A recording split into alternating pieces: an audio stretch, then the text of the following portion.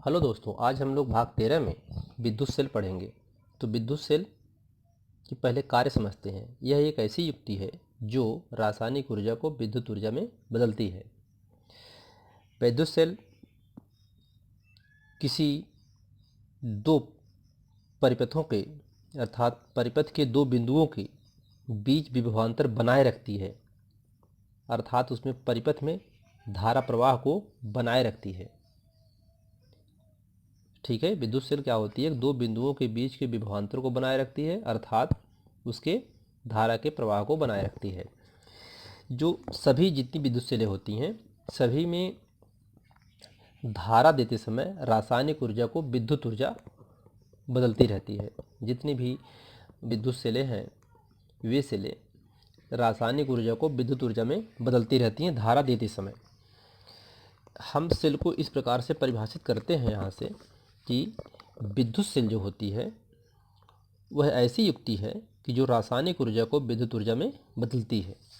ठीक है, अब इसमें आपको एक बात ध्यान रखना है कि जो विद्युत सेल होती है वह आवेश और इलेक्ट्रॉन का स्रोत नहीं है।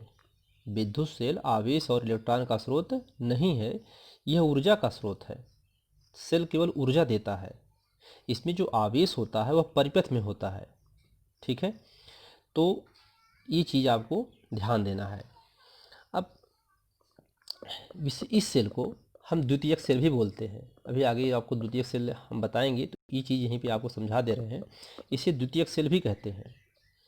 द्वितीयक सेल जो होती है, ये सेल विद्युत ऊर्जा को पहले रासायनिक ऊर्जा में एकत्र करती है, फिर यह जब हमें आवश्यकता पड़ता है तो इसको जब हम बाहर ले जाते हैं धारा को इसके, तो यह रासायनिक ऊर्जा को विद्युत ऊर्जा में बदल देती है और इसे हम फिर से चार्ज कर सकते हैं और चार्ज करके इसे हम पुनः आवेशित कर सकते हैं। इस प्रकार से इसको हम यूज करते रहते हैं। यह सेल में विद्युत अपघट्य है। विद्युत अपघट्य H2SO4 या HCl का इसमें अम्ल होता है, जो इसमें दो छड़ें डालने पर इन छड़ों पर आवेश आ जाता है। ये एक विशेष गुण होता है इन विद्युत अपघट्य का कि जो छड़ डाला जाता है उसमें, तो इस पर एक पे धन आवेश एक पे ऋण आवेश आ जाता है। धन आवेश और ऋण आवेश को हम लोग एनोड इलेक्ट्रोड अथवा धन टर्मिनल कहते हैं, और ऋण आवेश की जो प्लेट होती है अर्थात छड़ होती है, इसे कैथोड इलेक्ट्रोड अथवा ऋण टर्मिनल कहते हैं। यह ऋण टर्मिनल होता है, धन टर्मिनल, एनोड इलेक्ट्रोड और कैथोड इलेक्ट्रोड होता है। जब इन छड़ों को आपस में चालक तार द्वारा जोड़ देते हैं तो इसमें आवेश, विद्युत आवेश प्रवाहित होने लगता है, और जब विद्युत आवेश प्रवाहित होता है तो इस परिपथ में धारा प्रवाहित होने लगती है। ठीक है, और यह इस प्रकार से कार्य करती रहती है। ठीक है, ये द्रव जो होता है विद्युत अपघट्य कहलाता है। इसे इलेक्ट्रोड या प्लेट भी कहते हैं। इसमें द्रव में छड़ को डुबोने से इन छड़ों पर आवेश आ जाता है, एक पे धन एक पे ऋण आवेश आता है। ठीक है, इस पर धन आवेश इकट्ठित होता है, इस पर ऋण आवेश इकट्ठा होता है। ये धन आवेश को देती रहती है, ऋण आवेश निकालती रहती है, ऋण आवेश को लेती रहती है, और धन आवेश इस पर, ये ऋण आवेश को लेती है, इस पर ऋण आवेश बचा रहता है, और ये ऋण आवेश को देती है, धन आवेश प्लेट जो होती है ऋण आवेश को निकालती रहती है इधर से, और ऐसी ये क्रिया चलती रहती है हमेशा। ठीक है, इसमें ये बात इतना आपको जानने के लिए है, विद्युत सेल एक द्रव जिसमें दो विभिन्न धातुओं की छड़ें होती हैं, ये जो हमने आपको समझाया, यह द्रव विद्युत अपघट्य कहलाता है एवं छड़ें इलेक्ट्रोड कहलाती हैं। तो एक प्लस है एक माइनस है। अब सेलों के प्रकार, अब सेल के प्रकार क्या होते हैं? सेल दो प्रकार की होती हैं, प्राथमिक सेल, द्वितीयक सेल। तो प्राथमिक सेल आप जानते हैं, इसमें ज़्यादा कुछ है नहीं। प्राथमिक सेल ये है कि जैसे टॉर्च की बैटरी होती है, घड़ी की बैटरी होती है, ये प्राथमिक सेलें कहलाती हैं। यानी इसको एक बार ही यूज कर सकते हैं, इसको दोबारा यूज नहीं कर सकते हैं। यानी ये चार्जेबल नहीं होती हैं, ये अव्युत्क्रमणीय होती हैं, ये पुनः रिएक्ट नहीं होती हैं। ठीक है, इनमें होने वाली रासायनिक क्रिया अव्युत्क्रमणीय होती है, अतः इन्हें पुनः आवेशित नहीं किया जा सकता है, अर्थात इनको एक बार ही उपयोग में ले सकते हैं। अव्युत्क्रमणीय मतलब कि एक ही बार उपयोग हुआ, दोबारा वह रिएक्शन नहीं हो सकता है, अर्थात पुनः आवेशित नहीं कर सकते हैं। Leclanche cell, Daniell cell, voltaic cell आदि। द्वितीयक सेल क्या होती है? द्वितीयक सेल के बारे में मैंने आपको समझाया है कि द्वितीयक सेल, इनमें होने वाली रासायनिक अभिक्रिया व्युत्क्रमणीय होती है, अर्थात कहने का मतलब कि इन्हें हम पुनः आवेशित कर सकते हैं और पुनः उपयोग में ला सकते हैं।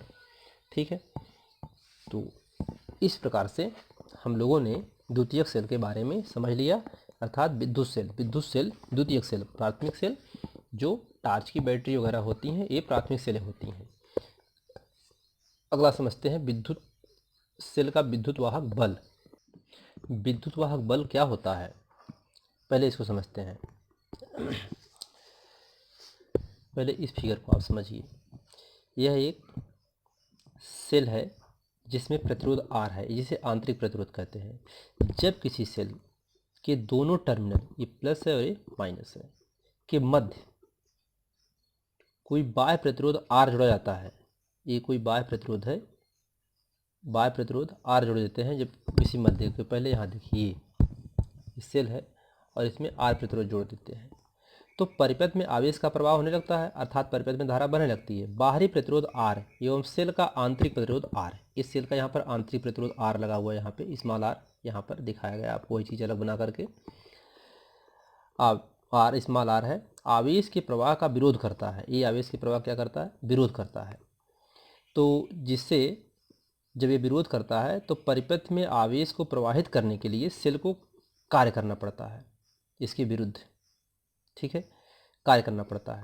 तब यहाँ से इसकी परिभाषा देते हैं कि एकांक आवेश को इस परिपथ में प्रवाहित करने में सेल द्वारा जितना कार्य किया जाता है, सेल का विद्युत वाहक बल कहलाता है। इसे कैपिटल E से प्रदर्शित करते हैं। ठीक है, तो यहाँ पे परिभाषा इसकी है कि किसी संपूर्ण विद्युत परिपथ में एकांक आवेश को प्रवाहित करने में सेल द्वारा जो कार्य किया जाता है, सेल का विद्युत वाहक बल कहलाता है। ठीक है, E बराबर W/Q। परिभाषा यहाँ से बना सकते हैं कि एकांक आवेश को प्रवाहित करने में सेल के द्वारा जो कार्य किया जाता है उसे विद्युत वाहक बल कहते हैं। सेल का विद्युत वाहक बल को E से प्रदर्शित करते हैं। एक चीज़ आपको यहाँ पर ये ध्यान देना है कि जो E है वह एक बल, विद्युत वाहक बल है, इसे EMF लिखते हैं। सेल का विद्युत वाहक बल है, यह बल नहीं है बल्कि एक प्रकार की ऊर्जा है। यहाँ पे नोट में हमने आपको लिख दिया है कि EMF अर्थात इलेक्ट्रोमोटिव फोर्स, विद्युत वाहक बल कोई बल नहीं है, यह एक प्रकार की ऊर्जा है। इसको आप बल न समझिएगा कि धक्का देने वाला बल है, ऐसा कुछ नहीं है। यह एक प्रकार का बल है जो ऊर्जा बल है, अर्थात एक प्रकार की ऊर्जा है जो आवेश प्रवाहित करने के लिए उत्पन्न होती है। और यहाँ W क्या है? कुल प्रवाहित ऊर्जा है। ठीक है, अब यहाँ से हम थोड़ा से आपको विद्युत वाहक बल के बारे में और समझाते हैं कि विद्युत वाहक बल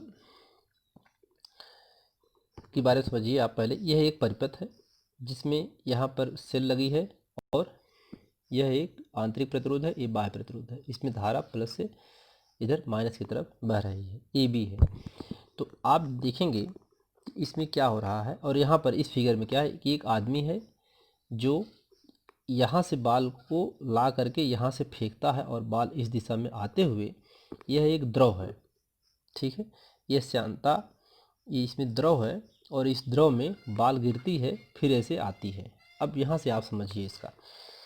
अब वैद्युत परिपथ एवं आंतरिक परिपथ, एक यांत्रिक क्रिया है, एक वैद्युत क्रिया है। ठीक है, अब दोनों को देखते हैं कि यहाँ पे सेल, यहाँ पर जहाँ सेल है यहाँ पर व्यक्ति खड़ा किया गया है। आवेश के स्थान पर जो आवेश यहाँ पर प्रवाहित हो रहा है, इसमें आ रहे हैं, यहाँ पर गेंद है और कार्य करने में यहाँ पर ऊर्जा व्यय हो रही है। और यहाँ पर गेंद क्या हो रही है कि जो गेंद है वह इस श्यान द्रव में, इसमें आके गिरती है। तो जब धारा बहती है तो धारा ये R क्या करता है? प्रतिरोध, इसका विरोध करता है, धारा का यह विरोध करता है। इसी प्रकार से जब मनुष्य इसमें बॉल को डालता है तो यह जो द्रव होता है, द्रव इस बॉल का विरोध करता है, इस बॉल का विरोध करता है। तो उस गेंद को जब शांत द्रव में पहुंचती है तो शांतता के कारण द्रव उनकी गति का विरोध करने लगता है। गेंद की एक सेल्फ, इस पे एक संचित स्थित ऊर्जा होती है जो श्यान बल के विरुद्ध कार्य करते हुए गेंद नियत वेग से अपने चरम वेग पर अर्थात नियत वेग से वह कार्य करती रहती है, जिससे वह तल तक पहुंच जाती है। ठीक है, और यह ऐसे व्यक्ति बॉल उठाता है, यहाँ से फेंकता है और ऐसे ही बॉल आती रहती है और ऐसे उठाता रहता है, फेंकता रहता है, ऐसे चलती रहती है। बॉल इसका यहाँ पे द्रव में बॉल द्रव का विरोध करता है। बॉल एक अपने एक नियत बल से इसको दबा करके इसको ढकेलते हुए धीरे धीरे यहाँ पे आती रहती है। वैसे यहाँ पर भी जो प्रतिरोध होता है ठीक उसी प्रकार से आवेश को सेल द्वारा जो वैद्युत ऊर्जा दी जाती है प्रतिरोध R से होकर के उसकी गति के दौरान व्यय होती है, खर्च होती है, इसके द्वारा इसमें कार्य करना पड़ता है। तो जो कार्य करने में इसको ऊर्जा व्यय करनी पड़ती है इस व्यक्ति को, वैसे यहाँ पे सेल को भी इसके विरुद्ध कार्य करना पड़ता है, अपनी ऊर्जा व्यय करनी पड़ती है। तो इस प्रकार जो गेंद की गति होती है वो लगातार बनी रहती है और व्यक्ति लगातार कार्य करता रहता है। तो उसी प्रकार से आवेश को गतिशील बनाए रखने के लिए, इस आवेश को गतिशील बनाए रखने के लिए सेल में धारा बहती रहती है और सेल उसको ऊर्जा देती रहती है, सेल उसको परिपथ में ऊर्जा देती रहती है। तो यहाँ से इसकी यही परिभाषा बनती है कि एकांक आवेश को परिपथ में चलाने के लिए सेल द्वारा व्यय रासायनिक ऊर्जा को उसका विद्युत वाहक बल कहते हैं। इसका मात्रक विद्युत वाहक बल का मात्रक होता है W/Q। तो यहाँ से मात्रक W का मात्रक अर्थात कार्य का मात्रक जूल, आवेश का मात्रक कूलाम, जूल प्रति कूलाम को वोल्ट भी कहते हैं। तो अर्थात विद्युत वाहक बल का मात्रक जूल प्रति कूलाम या वोल्ट होता है। यदि एक एकांक आवेश को 1 जूल कार्य किया जाए, 1 जूल कार्य करना हो, यानी यदि एक आवेश को उस परिपथ में उस सेल के द्वारा 1 जूल कार्य किया जाए तो उसका विद्युत वाहक बल वोल्ट होता है। यहाँ पर जैसे W बराबर 1 जूल तो Q बराबर 1 कूलाम है, तो E बराबर क्या हो जाएगा 1 जूल बटा 1 कूलाम। यहाँ पर जूल है, कूलाम है, तो 1 जूल बटा 1 कूलाम हो जाएगा, अर्थात जूल प्रति कूलाम हो जाएगा। इसको ऐसे या वोल्ट लिख सकते हैं। तो यहाँ से इसकी परिभाषा बना सकते हैं, यदि 1 कूलाम आवेश को परिपथ में प्रवाहित करने से सेल द्वारा 1 जूल कार्य किया जाए तो सेल का विद्युत वाहक बल 1 जूल प्रति कूलाम या वोल्ट होगा। ठीक है। नोट, EMF का मान एक सेल के लिए नियत होता है और भिन्न भिन्न सेलों के लिए भिन्न भिन्न होता है। यानी एक सेल का मान एक सेल के लिए इसका मान नियत होगा, कांस्टेंट होगा, अलग अलग सेलों का मान अलग अलग होता है। यहाँ पर एक क्वेश्चन देखते हैं इस पर, किसी सेल में के विद्युत परिपथ में 3 एम्पीयर की धारा 5 मिनट के लिए प्रवाहित होने पर 1350 जूल कार्य होता है, तो परिपथ में स्रोत का विद्युत वाहक बल क्या है। ठीक है। अब इसमें देखिए W दिया है इतना जूल, I दिया है 3 एम्पीयर और समय दिया है 5 मिनट अर्थात 300 सेकंड। ठीक है, इसको आप सेकंड में बदलेंगे तो इतना आ जाएगा। सूत्र होता E बराबर W/Q। W और Q का मान होता I × T। W का मान 1350, I का मान 3, T का मान 300। इसको सॉल्व करेंगे 1.5 वोल्ट अर्थात विद्युत वाहक बल 1.5 वोल्ट आया। यहाँ पर देखिए वोल्ट आया है। एक विद्युत वाहक बल E को क्या कहते हैं, विद्युत वाहक बल कहते हैं। यह बल नहीं है, एक प्रकार की ऊर्जा है, इतनी वोल्ट ऊर्जा इसकी आई है। तो उम्मीद करते हैं दोस्तों आपको लेक्चर पसंद आया होगा। धन्यवाद।